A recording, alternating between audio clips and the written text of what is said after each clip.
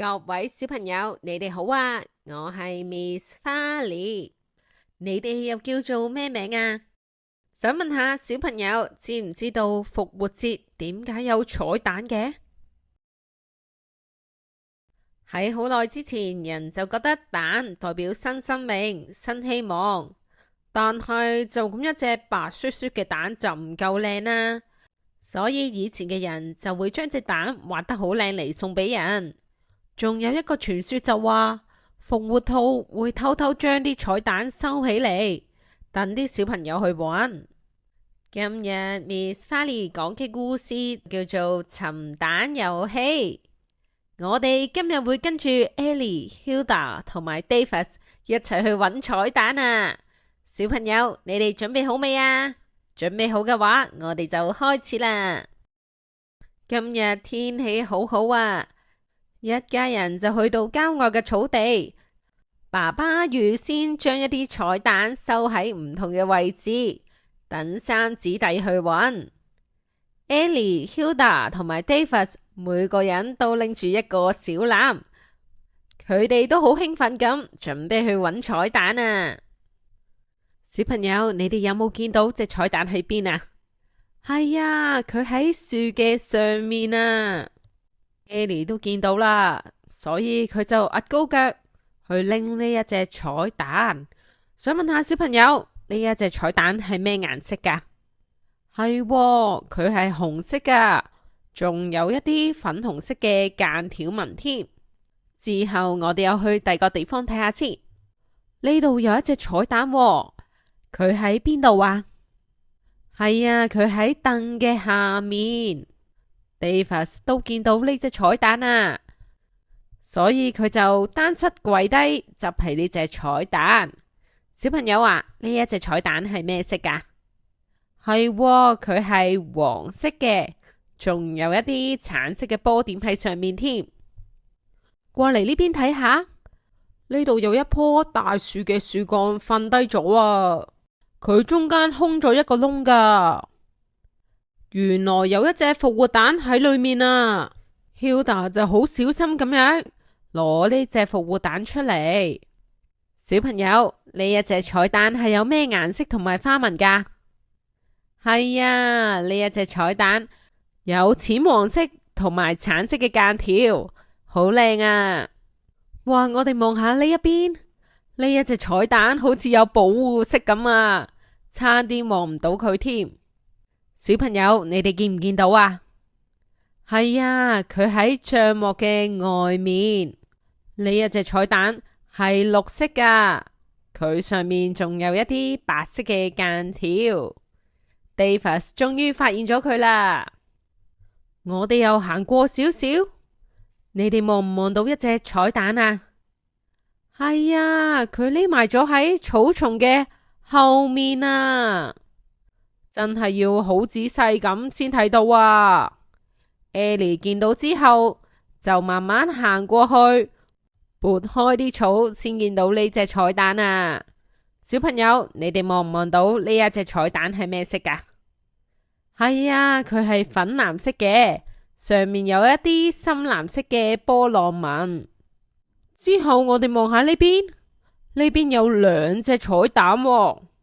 Hilda 都發現咗佢哋啦。藍色嗰隻就喺石頭嘅左邊，而紫色嗰隻就喺石頭嘅右邊。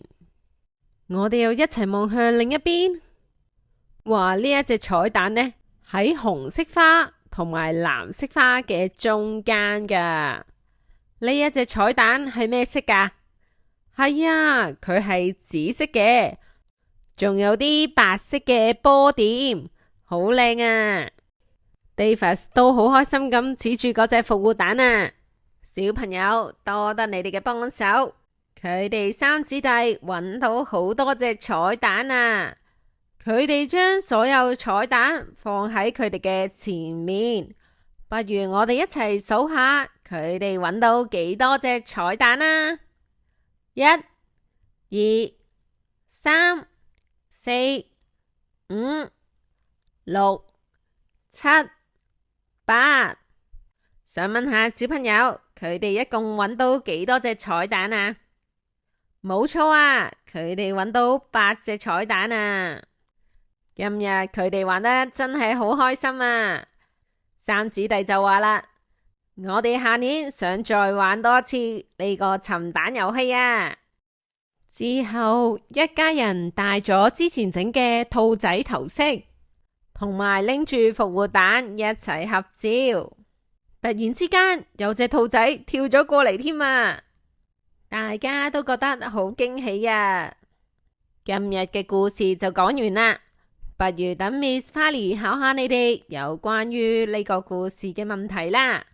想問下小朋友，你哋記唔記得三姊弟一共揾到幾多隻彩蛋呢？佢哋係揾到8隻定係10隻呢？不如各位小朋友跟 Miss Farley 一齊數一次啊！1、2、3、4、5、6、7、8，冇錯啊，係揾到8隻彩蛋啊！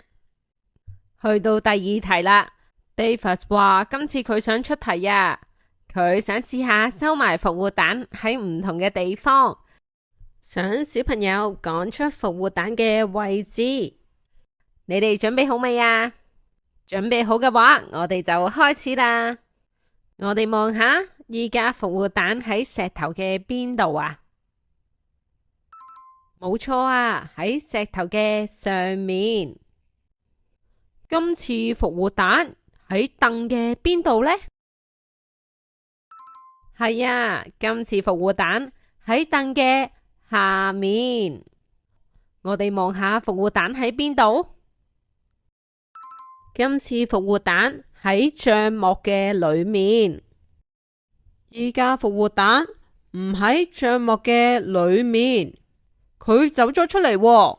依家復活蛋喺帳幕嘅邊度啊？係啊，佢依家喺帳幕嘅外面。依家復活蛋又喺石頭嘅邊度呢？佢遮住咗一部分嘅石頭喎，所以我哋見唔到成嚿石頭噶。係啊，因為復活蛋喺石頭嘅前面。依家復活蛋好似好怕醜咁喎，佢企咗喺石頭邊度啊？係啊，佢企咗喺石頭嘅後面啊。所以我哋就唔可以睇到完整嘅復活蛋。佢今次行出咗少少，佢依家喺石頭嘅左邊定係右邊呢？冇錯啊，佢依家喺石頭嘅左邊。依家呢？依家佢喺石頭嘅左邊定係右邊啊？係啊，佢依家去咗右邊。而家復活蛋喺兩嚿石頭嘅邊度呢？冇錯啊，佢依家喺兩嚿石頭嘅中間。估唔到呢一啲問題都難唔到你哋喎，Miss Farley 都好欣賞你哋啊！最後 Miss Farley 祝各位小朋友復活節快樂，希望各位小朋友可以好好享受你哋嘅假期。今日嘅時間又差唔多啦，我哋下次再見，拜拜。